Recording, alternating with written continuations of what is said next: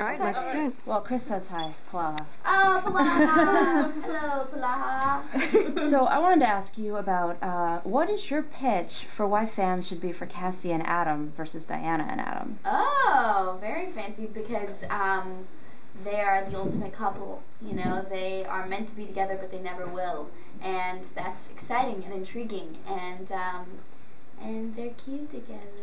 Really never will? There's no moments coming up that Well, at this point, that's how I pitch them. They're the Romeo and Juliet of our time. Okay. We hear it's Cassie who's trying to keep the romance at bay. She feels super guilty about her emotions. Can you talk a little about what's going on? Yeah, I mean, at this point, there's so much going on in Cassie's world. I think the last thing she's trying to do is, interfere in someone's relationship. And she's really taken a liking to Diana. Diana's taken her under her wing, and they feel, close. They're friends, and the last thing she wants to do is hurt her friend. So, I think at this point she's just trying to keep the circle bound and everyone happy, and making sure that they get done what they need to get done, and they're a happy secret circle. Is there any chance of any other love coming up for Cassie that's not Adam? I hope so, considering they're, well, never mind, but, just kidding. No, there is. It's the CW, hello, we're not going to just ignore the fact that we're humans, but I think there will be a few love triangles that aren't Adam, Cassie, and Diana, and there'll definitely be some more romance in the air for my character. It's like kissing another guy. Yeah, there he is. Ring-a-ding-ding. No, Chris Silka, he plays a character named Jake, and he comes into town for a wee bit, and we have a bit of a interaction, as one might say. So, yeah, stay tuned.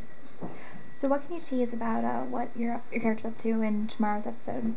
Tomorrow's episode it's one of our favorite episodes. We are so excited to see it, and it's got a different feel than what the previous episodes have. I mean, it's really dark, it's really scary, and it's kind of, it's a mystery.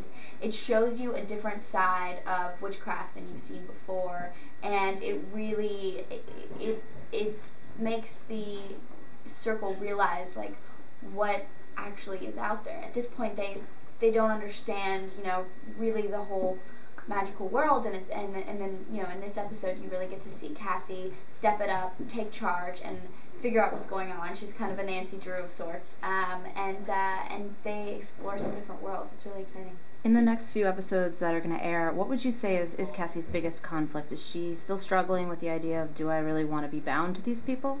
No. I mean, I think at this point, she's, she gets the fact that she's a part of the circle, and she takes charge, and she wants to learn more about the circle, who she is, and why her mom left the town. I mean, that's her biggest, that's kind of her objective for the next few episodes, is just finding everything out that she can, because, the more she knows, the more she'll be able to protect herself, protect her friends, protect her family, the family that she still has left.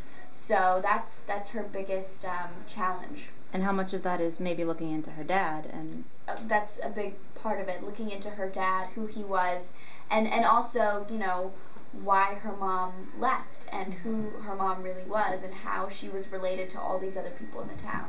Have you? No, go. You mentioned that Cassie and Faye team up in the next episode. They Can do. you talk a little bit about how they work together or don't work together?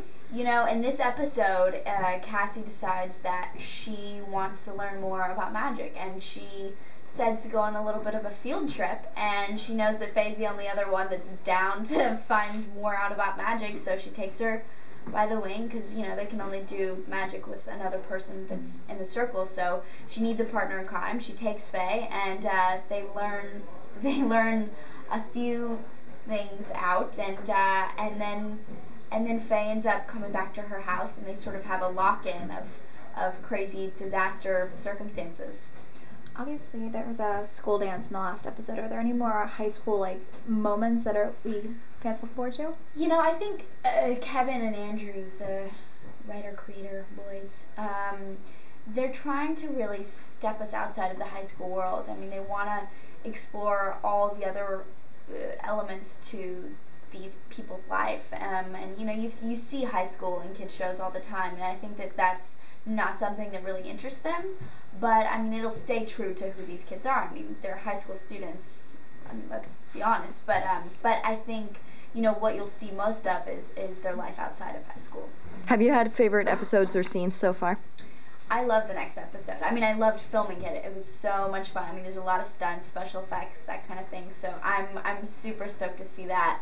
And then also, you know, this one's really fun. We just did a Halloween episode last ep, so that'll be fun to see. I mean, we've just been exploring so many different, like, you know, the kids in different scenarios, which has been awesome because it's like a new thing every day. But yeah, I mean, there's a lot of fun stuff coming up.